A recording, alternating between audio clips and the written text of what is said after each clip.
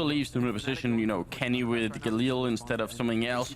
Oh, I'm not sure. And Fnatic going for the push and underpass right now. This is in response to EnVy. They keep doing that 2 through underpass, 2 through top mid. Fnatic wanted to see if they can maybe change up on that, but now JW is going to be the one taking a shot into pit, going to miss it initially.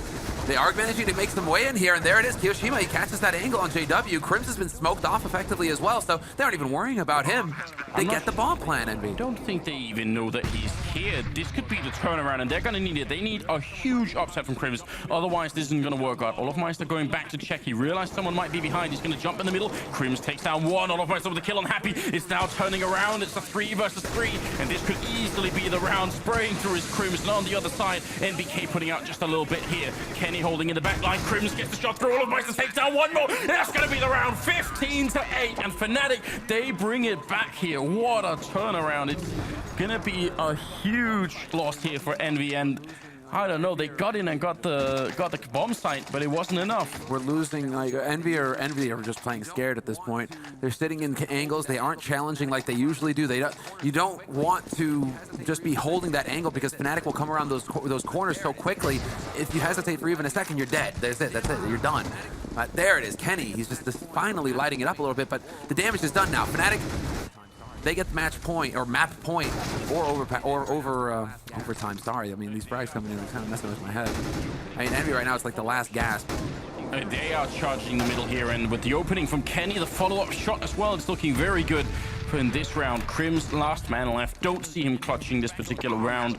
And Fnatic, they don't have a big back on Crims, but pretty much everyone else is looking a little bit stale. So the fact is, we're going to need 7 straight rounds on EnVy to bring it into overtime. That's the only way out. It would be... That would be exciting if it turns out to be happening, but that is another consequence of the continuous force up and pressure, is that they can't get that up on Kenny very much. No. And he's just shown us what he can do with it. Yeah, no, exactly. Then it's exactly right.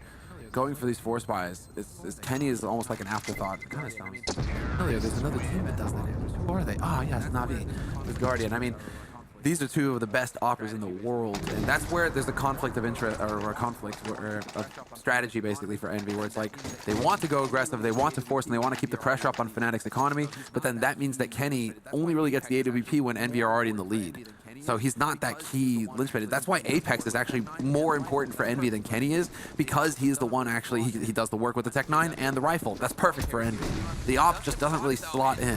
JW drops the bomb carry Kiyoshima. He does get spotted though, and he will get caught by Kenny. Great trade frag there for EnVy. That still favors them this situation.